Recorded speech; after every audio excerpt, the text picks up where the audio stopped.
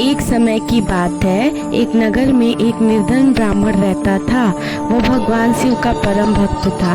वो प्रतिदिन पूरे श्रद्धा भाव से शिव जी की पूजा करता था, किंतु अत्यंत गरीब होने के कारण अपने परिवार का पालन पोषण करने में असमर्थ था। ब्राह्मण की भक्ति देखकर प्रसन्न होकर एक दिन भगवान शिव और माता पार्वती उसके सामने प्रकट हुए। भगवान शिव ने कहा, वत्स, मैं तुम्हारी भक्ति भाव से अत्यंत प्रसन्न हूँ, वर मांगो। ब्राह्मण ने हाथ जोड़कर कहा, प्रभु, मुझे ऐसा आशीर्वाद दे कि मेरा जीवन सुखपूर्वक बीते और मेरे परिवार का कल्याण हो।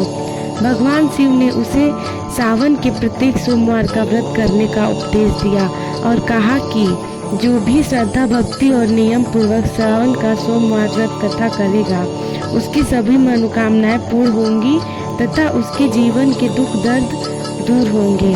ब्राह्मण ने पूरे विधि विधान से सावन के सोमवार का व्रत करना शुरू किया। कुछ समय बाद उसकी आर्थिक स्थिति सुधरने लगी। घर में सुख समृद्धि आई और उसका जीवन आनंदमय हो गया। उस नगर में एक धनवान साहूकार भी रहता था।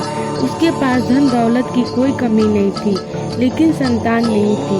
उसने ब्राह्मण से सावन का व्रत का महत्व सुना और अपनी पत्नी के साथ श्रद्धा पूर्वक व्रत करना आरंभ किया।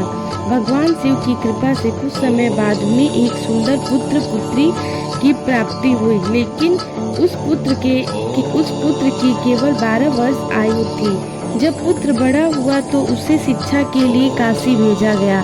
मार्ग में वह जहाँ भी जाता यज्ञ दान और भगवान शिव की पूजा करता। भगवान शिव और माता पार्वती उसकी भक्ति से प्रसन्न हुए। माता पार्वती के आग्रह पर भगवान शिव ने उस बालक को दीर्घायु का वरदान दिया। वह सकुशल अपने घर लौटा। उसके माता पिता अत्यंत प्रसन्न हुए और जीवन भर भगवान शिव की आराधना करते रहे। तभी से ऐसी मान्यता है कि जो भी भक्त श्रद्धा, विश्वास और विधि पूर्वक सावन के सोमवार का व्रत करता है, भगवान शिव उसकी मनोकामनाएं जरूर पूर्ण करते हैं।